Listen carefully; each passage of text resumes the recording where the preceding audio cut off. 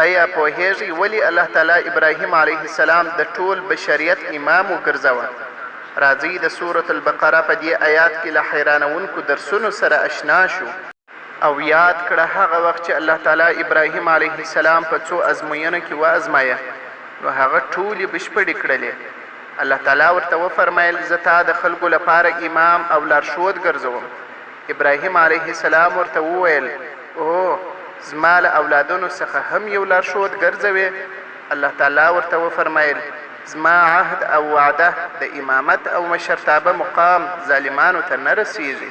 الله تعالی ابراهیم علیه السلام په ډیرو سختو امتحانونو وازمایه، لکه د قوم مخالفت زغمل، په اور کې اچول، د وطن پرېښودل، د خپل زوی اسماعیل علیه السلام د قربانۍ امر.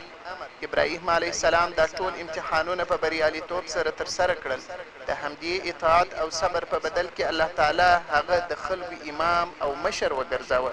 کله چې ابراهیم علیه السلام د خپلو اولادونو لپاره هم د دې مقام پوښتنه وکړه، الله تعالی وفرمیل چې دا لوړ مقام یوازې د نیکو او عاجلانو ته ورکول کیږي، ظالمان او ګناهکارانو ته نه ورکول کیږي. دا آیات د ابراهیم علیه السلام د مقام او فضیلت د بیان لپاره نازل شوی دی.